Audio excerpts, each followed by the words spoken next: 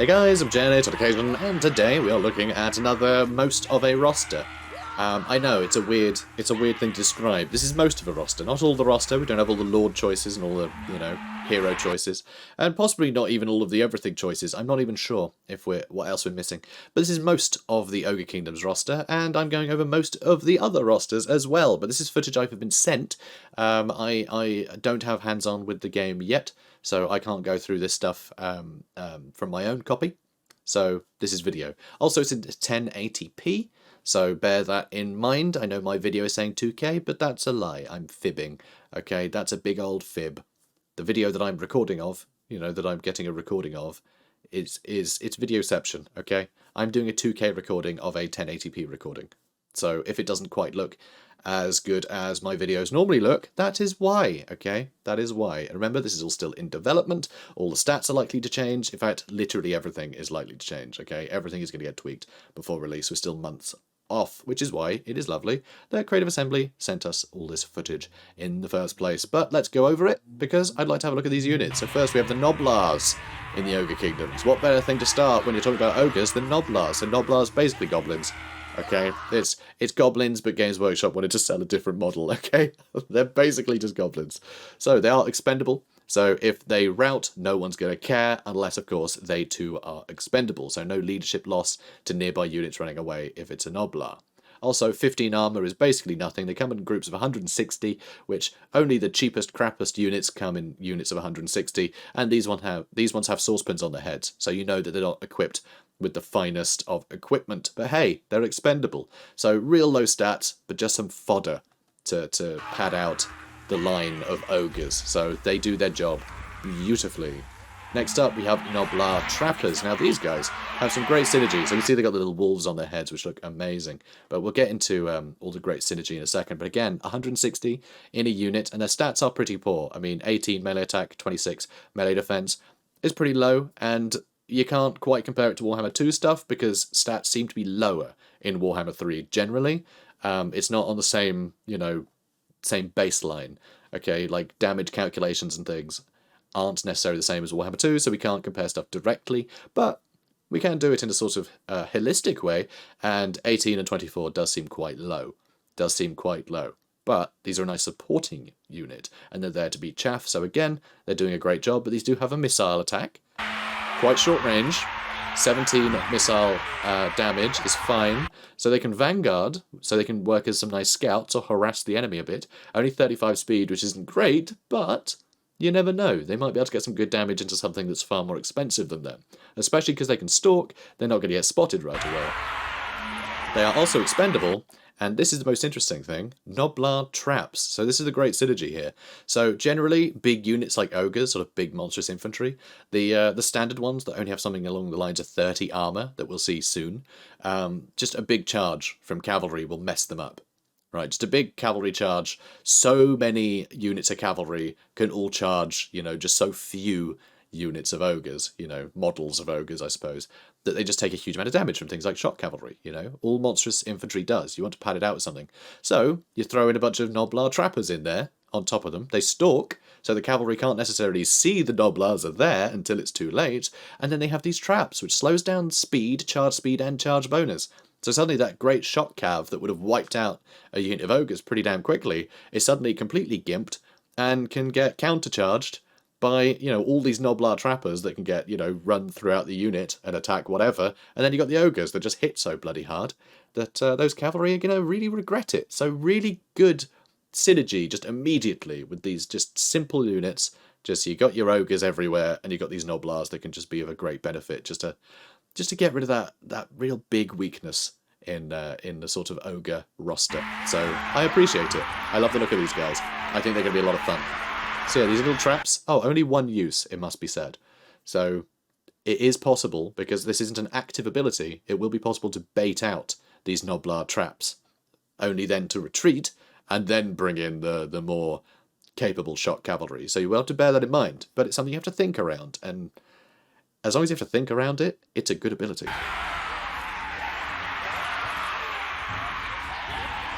Hungry.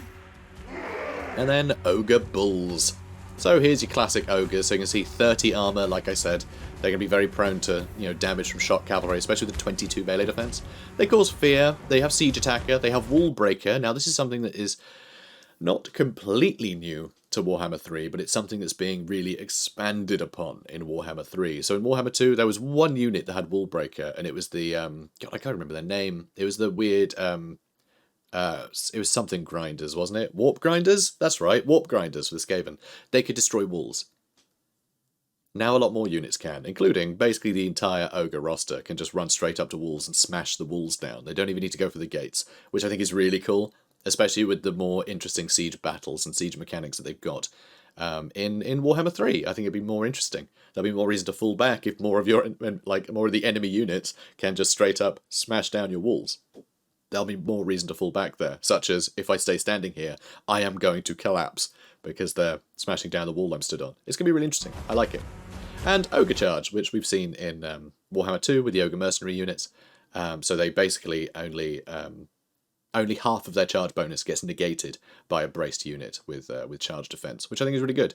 Especially with a faction that has to rely on these large units. They're going to be facing off against a billion units that have charge defense. It's all going to be halberds and spears, isn't it? So it makes sense that they have some way to negate that, given the fact that it's all they've got.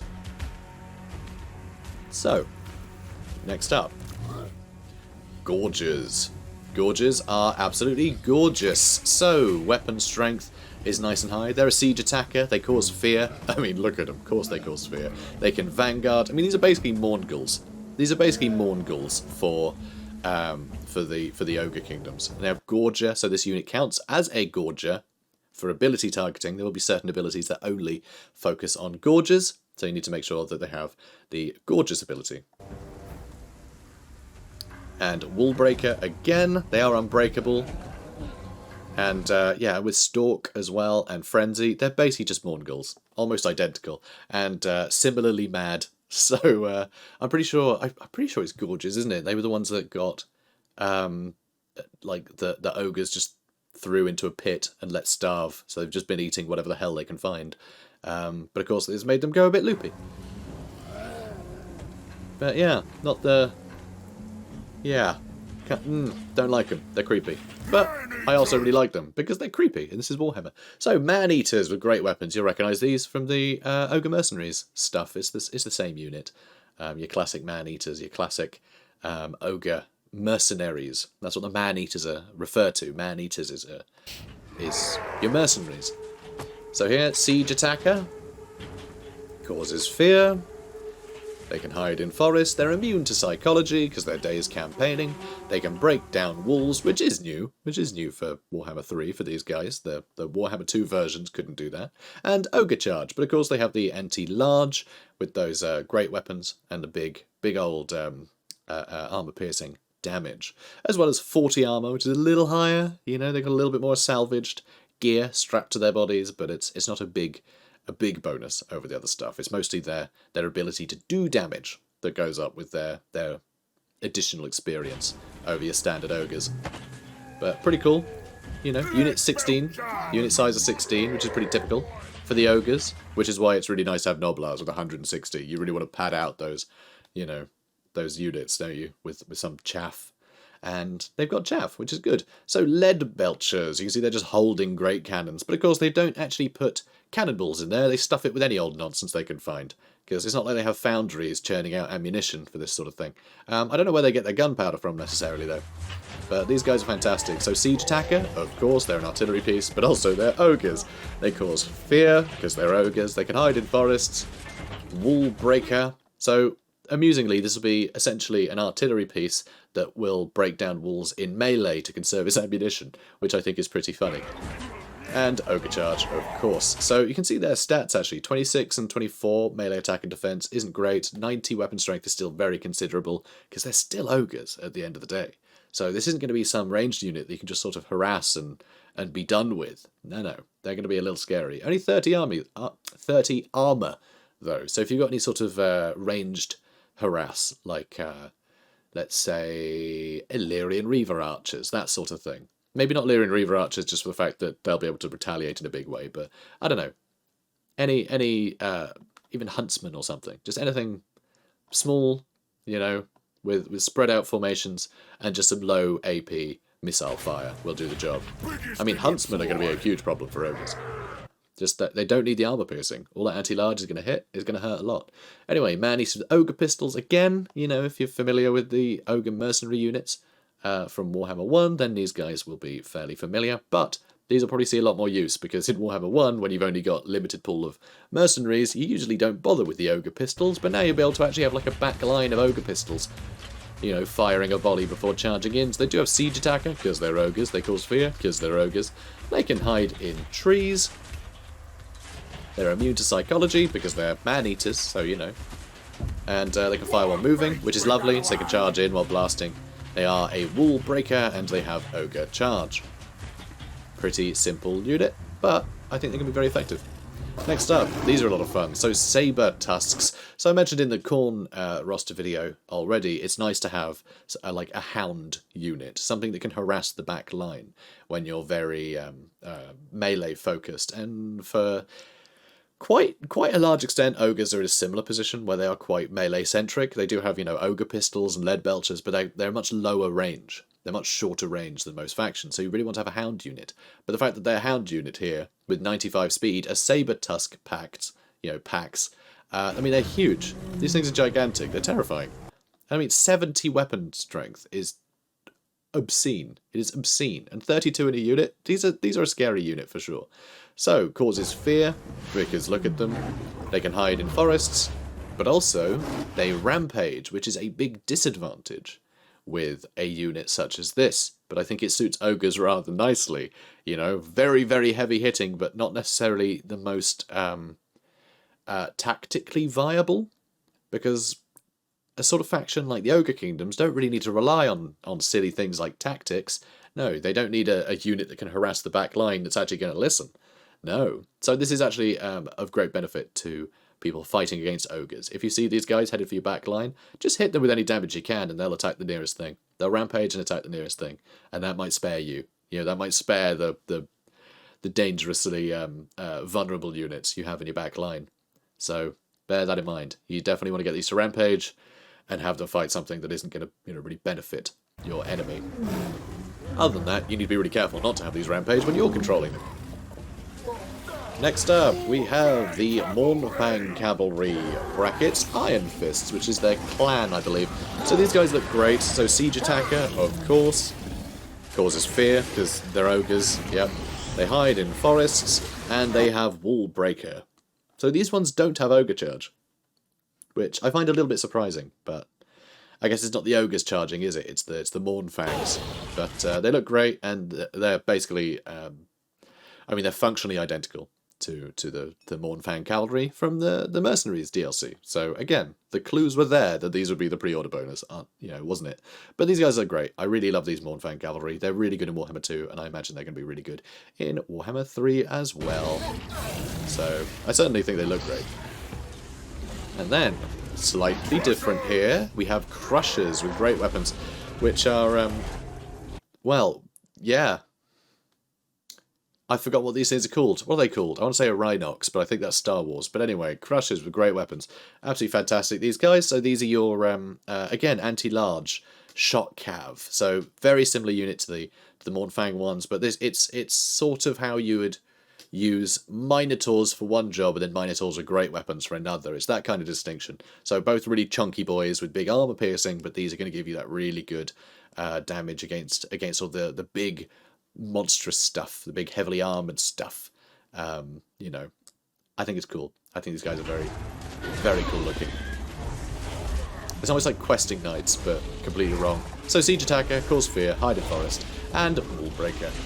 Yeah, really terrifying, those things. They look great. And here we go. Here's a Giant. So the Giant has got a big hood on it, which I like. They've made him look a bit different. And of course the Giants are essentially enslaved because of the ogres. The reason why we have giants in Warhammer like we have them, these sort of big lumbering idiots, is because of the Ogre Kingdoms. It was the Mountains of Morn. It used to be where this kingdom of Sky Titans. It used to be their realm. They used to live up in the top of the mountains, the Sky Titans. they basically all got eaten by the ogres, and the ones that didn't get eaten basically got enslaved and then like inbred and turned into these gormless idiots. They completely, I mean, they did a genocide essentially. It's pretty grim. Ogres don't care. Just they are not a caring bunch. They'll eat and that's it. They have no qualms about doing great evil if it means eating, which is why you can also go, oh hey, do you want to do some good? Go eat that thing. And they'll go, oh brilliant. You know, they're completely morally blank, which is interesting. So yeah, poor giants. We could have a race of noble beings, you know, with great stoneworks and castles and things. But nope, nope. They all got eaten. So, Siege Attacker, of course, it's a giant. Causes fear, because it's a giant. Causes terror, because it's a giant. It has Wall Breaker, which I assume all giants will have now. You know, if all ogres do, it only makes sense that all the giants would as well. And then Wounds, because it's a single model entity as well. Other than that, it's a giant. You know, huge health pool, low armor, massive weapon strength, massive melee attack, and fairly low melee defense. You know, you really want to just bog it down with sort of cheap spears or something, because it'll pretty much kill anything it touches, so you want to make sure that it's touching something rubbish, because anything can kill a giant. It doesn't have much health, well, it doesn't have much armor, rather. So any cheap, any cheap anti-large unit can do work to it. So that's how you're going to want to combat that, just like any other giant. Noblar Scrap Launcher. So here's your artillery. I mean, missiles strength of 490 is pretty damn good. Range of 420 is actually very high. You know, that's actually very good range for something like this. But it isn't, you know, it isn't anti-infantry, because it is just throwing, you know, just piles of rubbish. Essentially grape shot, you know, it's not going to be this sort of very accurate thing for taking out other artillery. Although you never know, maybe it'll slaughter all of the artillery crews instead. But it does have Wound because it is a single model entity. And, I mean, it looks amazing. I love the look of it. But also it is going to be quite good in melee as well. So that's something to watch out for. That 160 weapon strength with the armor piercing and the anti-infantry. Yeah, it's going to be pretty significant in melee as well if it comes down to it, which I think is really fun. I love that sort of multitasking. And here we have the Stone Horn, which I think looks absolutely dope. I love this thing. And that's right, I say the word dope now, unironically. I don't know how it came into my vocabulary, but hey, here we are. So the Stone Horn with Harpoon Launcher. I think this thing looks so good. I just love it. Just a moment to appreciate how cool that looks. So it is armoured, 110 armour, incredibly significant. Speed is 66 with huge. It does have Siege Attacker, Fear, and Terror. Its weapon strength is 480, with more than half of that being armor piercing. It is anti-infantry as well, so you really want to just shove this into the front lines and start bashing them around. And its missile attacks, range of 250, which is actually pretty good for a sort of hybrid unit like that. You know, you could sort of compare this to something like an Arachnarok Spider in terms of its use. You know, heavy armor, armor-piercing anti-infantry, you know? But, yeah, much more significant ranged attack. You know, maybe more like a Stegodon, I suppose. Maybe think of it more like a Stegodon. Anyway, it has Wall Breaker. It can fire while moving, so you don't have to fear, you know, missing out on shots with your artillery while you are moving it into combat. And once it's in combat, swinging around attacking everything, it's still going to fire off missiles, you know, at various targets as it starts spinning around, which is great. Also, missile resist 15%. Fire Belly. So the Fire Belly I think is a really cool addition. So this is your hero, of course, and has Law of Fire. So we do have the Law of the Great Maw in Warhammer 3, but I like the idea of a hero with one of the lesser laws of magic. So Law of Fire, but he also has a bunch of additional abilities which are fire related, which I really like. I like doubling up on these abilities rather than just relying on spells, giving a bunch of added utility for what is essentially more of a brawling spellcaster, because he's an ogre. You know, this isn't going to be a spellcaster you hide in the back. Maybe against certain things, but yeah, most of the time you're going to want him running in the front line, smashing stuff about. So here we have a Fire Breath, which is a magic missile. So range of 90, not huge. I think this is similar to like Throg's spit attack. You know, his like vomit attack. It's that kind of thing. So sort of short range. Maybe use this before running into combat, or use this against something that's trying to run away from you. So next we have the Tenderizer, which, of course, yeah, you want to be in melee to use this, for sure. You want to be able to tenderize things. So that is 50% bonuses to base weapon damage and armor-piercing weapon damage for 25 seconds, cooldown of 90 seconds. So every 2 minutes you're going to get this big bonus. It's really cool. So that's nice. Then you have Flame Incarnate, which gives melee damage reflection plus 10. So what that means is if he is attacked, the enemy takes 10 damage. So if he's fighting a dragon, that dragon's going to take a measly 10 damage. If he's fighting a bunch of spearmen, every time one guy in that regiment takes a swing at him, they're going to be taking 10 damage, right? So that's going to add up. So this is really good for crowd control. But like one big monster where, yeah, he might be really hot, but whatever, you slightly singed a hair on your toenail while taking a swipe at him. Like, who cares, right? But I don't know why you got hairs on your toenails. But hey, it's Warhammer. It's all a bit gruesome, isn't it? But whatever. But yeah, a bunch of just little measly humans all crammed in around him. Yeah, they're going to really feel the burn, aren't they? So, pretty damn cool. I really like that. Then Eruption. Just in case you're not singeing enough of the little meat bags around you. Explode. Nice little explosion thing. Called Eruption, just similar to that Arachnarok, the special like lava Arachnarok spider. You know, you just erupt. Very fun. Then you got Burning Head, Flame Storm, Piercing Bolts of Burning, Fireball, Flaming Sword of Ruin, Cascading Fire Cloak. So, obviously, all of those were Law of Fire spells, just your basic spells, which, I made my cursor all big so I could point to things that get confused with the other cursor. But here, you can just see the normal Law of Fire spells, you know, those are all the same ones from Law of Fire. And all of his abilities down here, of course. Eruption and the Tenderizer and the Magic Missile and the Get Near Me and You'll Get Burnt one. You know the ones. I'm bad with names, leave me alone. So, it causes fear, encourages, because he's a hero, all do, so people nearby him will have more leadership, which is especially useful if you've got a bunch of crap around you. And by crap, I mean all those, like, Noblars and rubbish, you know, you're going to want to keep them in the fight for a while, because every time someone stabs a Noblar, they're not attempting to stab you. So keeping them in a fight a little bit longer, I think is going to be very beneficial. So he can hide in forests, he has Wall Breaker as well, he's got Ogre Charge, Wounds, because he's a single model entity, Kindle Flame, which obviously very, very useful with all of those additional abilities that he's got. So before you use things like Eruption, just throw out a Fireball or something, you know, just do anything. Use Cascading Fire Cloak on yourself. Up your melee defense or something. Then use all the other ones. That way, you get that 15-second weakness to fire damage on all of the enemies, and then all of those Eruptions and things are going to do more damage. So, really nice to see. He's got the Rag Banner, which gives him +4 leadership. Actually, nearby units, +4 leadership. It's an area of effect. So again, keeps those Noblars in check. Then missile resist, 15%, and fire resistance of 40%. So he's not completely immune to fire damage, as you'd expect, but he is obviously more used to it than most. So, very cool stuff there. Very cool stuff indeed. And yeah, big armor-piercing damage. I mean, big melee attack. He's going to be a right brawler. I mean, only 15 armor is obviously very, very low, but still. So here's Scrag the Slaughterer. So, of course, this is one of our legendary Lord picks for the Ogre Kingdoms. The other one being Greasus Goldtooth, which isn't in this battle, because it's just one battle. You know, you can't bring 2 lords to a battle. So we can't look at Greasus's stats just yet, unfortunately, but we can look at Scrag the Slaughterer. So he's a spellcaster with the Lord of Greatmoor. He's a butcher. So, you know, meat magic, I suppose. It is blood magic, isn't it? You know, from other fantasy tropes. Blood magic's a pretty common trope. But it's basically that. So he's got his big cauldron behind him, which is his cooking pot. It's pretty gross. He's a pretty disgusting boy. Anyway. So we have extra ingredients. So this is active ability, Augment of the Winds.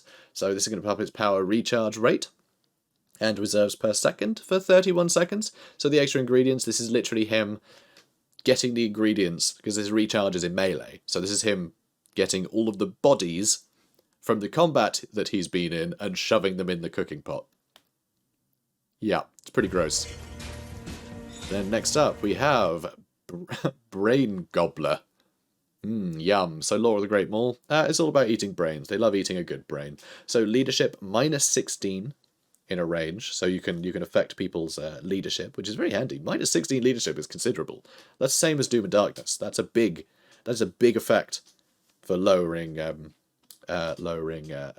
of magic, which is very cool. So the spellcaster chomps through a severed skull, gobbling up the brain and projecting the decapitated victim's worst nightmares into enemies' minds, sapping their will to fight on. It's just very grim. Very grim indeed. Then Bull Gorger. So this will give him extra armor-piercing damage and melee attack. Devouring the heart of the Bull Rhinox. It is a Rhinox. I got it right earlier. It is a Rhinox. Anyway, or Mornfang. Raw vitality is projected into the Great Maw, increasing the ferocity of the Ogres' attacks. Then we have Bone Crusher. So this one is a small strike area. So this is a spell of another spell of Lore of the Great Maw, which is really cool visually. Hopefully I'll be able to show that off to you guys. I know it's in one of the videos I've been sent, but I can't show you all the videos, so we'll see if it makes the cut. But it's a big fist that just like appears in the sky and punches into the ground. It reminds me a bit of Foot of Gork. You know, it's that kind of thing. You know, big old limb appears and then attacks people. So, stuffing a handful of bones into his mouth, the spellcaster crunches them up whilst cursing his foes, who are crushed by a giant fist which pounds them to dust. Then we have a Tooth Cracker. So plus 30 armor and plus 22% missile resist. This is very useful because that doubles most ogre units' armor. And all of them are a prime target for missile attacks, so that extra missile resist is very, very useful. So only 25 seconds, but the cooldown's pretty generous at 44, so you can use this fairly often. So by consuming a hunk of tooth-breaking granite, the spellcaster bestows the rock's resilience and the sturdiness of the mountains themselves into his brethren. And is an area effect as well, which is worth saying. That spell will buff many units, not just the one. Then we have the Maw. The Maw is probably the coolest looking spell of the lot. It literally just opens a maw in the ground, which just like swallows people. So the little graphic that you see there is very similar to what the spell effect looks like. It's these big, you know, chaos teeth, you know, like the dressing that you see in a lot of the chaos maps. These big like black obsidian claws that stick out the ground. It looks like those, you know. It's very scary. It's very gnarly. So the Butcher can summon the power of the Great Maw itself, causing the ground beneath to split wide open and crush any foe trapped within. It's very cool. So yeah, huge explosion. Then we have Troll Guts. So Troll Guts, this is saying something actually that ogres can stomach this. So after downing the toxic and utterly repulsive innards of a troll, the ogre's wounds seem to stitch themselves together before their enemy's dumbfounded eyes. So this is a nice regeneration buff that you can get for 40 seconds, which is pretty significant. You know, that will keep you in the fight for quite a while. That 0.8% heal per second is rather nice to see. But, flavour-wise, this is interesting because, I mean, ogres can eat anything. They can stomach anything. But troll meat is something that Grom the Paunch ate. It's a fun game that orcs have where they feed goblins troll, and the troll meat doesn't stop regenerating, and so it bursts the goblin. And so Grom the Paunch was unique in the fact that he actually just somehow gained the ability to regenerate. He did bloat up hugely, because the troll meat did keep growing, but he didn't burst, and then he's now got the regenerative powers of a troll. Whereas ogres, the fact that they can just stomach it, you know, is impressive. I know it's through magic, technically, with the Lore of Great Maw, but it really is a credit to the stomach of an ogre that this is part of their repertoire. So it's a lot of fun. But anyway, that's all just flavour. So he also has Siege Attacker, because of course he does. Causes fear. He encourages nearby units. He can hide in a forest. He has Wall Breaker, so he can smash down walls. He has Ogre Charge. And Wounds, because he's a single entity unit. He also has Blood Gruel, which is the Lore of the Great Maw's passive ability, which basically whenever he casts anything, for 9 seconds, all of his troops are going to get 8.4% heal per second, which is rather handy. Waste not, want not. It's all good nourishment for the hungry ogre spellcaster, after all. Oh, actually, does that only work on himself? Or that's map-wide, right? It doesn't say if it's map-wide. Because usually these ones are map-wide effects, but doesn't specifically say, which is interesting. It might just replenish him. It might be more selfish than other ones. So this is another passive ability. It's a regeneration area, Cauldron of the Great Maw, which of course is the cauldron that he drags behind him. Funny that. So this gives him, so if the unit is a Gorger, he can give it healing, which is really cool, and armor piercing damage. And that will go up. That will go up incrementally. What is it that makes that go up? So effect intensity increases with each kill made by the unit. There we go. So as Scrag kills things, he can buff his units more and more. Which I like. It means you really want to have him in combat, which I like. I think that's really fun. It encourages you to get him stuck in. And to get, you know, potentially hold like Gorgers in reserve. So they can sneak up to someone later. They do have Stalk, you know. So maybe just have them turn up right when you got your buff maxed out. And they can run in and get some work done. I think it'd be quite scary, that. Could be fun. Anyway, so next up we have... Oh, actually, let's read this. Scrag's Cauldron has become a tool by which the former Slaughtermaster makes blessed offerings to his ravenous god. Lovely. And missile resistance of 15%. And he has extra ingredients there, you can see, so you click that whenever it fills up, because that's going to give you some nice benefits. So there's the roster, and this in the background, which we didn't really see much of there. Let's see if we can get a better look at that. There we go. So that is one of the minor settlement battles. You can even see from the minimap up on the top. Let's bring the giant cursor up so you can see the little capture points dotted around and many different entrances. It's modelled very similarly to a lot of Three Kingdoms, like minor settlement battles. It looks great. I think it looks fantastic. It's a lot of fun. Really cool looking map design so far. So now we're going to have a look at the abilities down the right hand side. So these are the army abilities. So we have Dismember, which will lower acceleration speed and charge speed. So again, this really just helps stop enemies from being able to get like a big charge into your ogres and take them out, because they can be very weak to that. So something very early on that you can use to sort of combat those initial charges is very, very nice. Then you have Massacre, which is a buff to armor-piercing weapon damage, base weapon damage, and causes terror. So again, very handy just to buff your own troops, because those percentage buffs to armor-piercing damage goes a long way when they have like huge base armor-piercing damage, you know? So very cool to see. And then finally, Butcher, which replenishes hit points of combatants. And pretty significant one, actually. Let's quickly go back. So here you can see it is a 1.6% heal per second for 18 seconds. That is a much larger heal than any of the other sort of regenerative abilities we've seen out of this roster and their spells. So that's pretty big. So a light meal of a prisoner or two heals an ogre, as well as providing sustenance. Lovely. And now let's see how we earn it. So here, prisoner points are gained by killing enemy units that are routing or shattered. So this is really interesting in the fact that it's not about fighting, just fighting in melee, it's about not letting your enemies escape. So this isn't every time you kill someone. No, you specifically need to chase down routing units, which I think is really unique. I think that's a really unique thing, which we haven't really had in this game before, that sort of emphasis on capturing prisoners. So the idea of breaking a unit and then chasing them down for those 25 points, you know, to continue to unlock these different tiers, I think is really impressive. I really like the look of it. And yeah, that's it actually. That's all the things. So back in the beginning, we'll just laugh at how silly the Noblars look. So once again, guys, remember this is development in progress, and yeah, it isn't everything, and everything is subject to change. So who knows how much of this is going to be consistent, but I'm sure that the gist will remain the same. You know, if it's an anti-large unit, that will be the case later too. You know, we can still speculate on the uses of all these units, the synergy between different abilities, and yeah, have a good old time speculating about stuff. Just don't get too hung up on specific stats, because we don't even know what all of these stats necessarily even mean in Warhammer 3, because calculations are likely to change from one game to another, so who really can say? You know. But still, we get the gist, and that's important. So guys, if you enjoyed this, comment, like, and subscribe, and I'll see you in the next one. Take care, guys. Have a good one.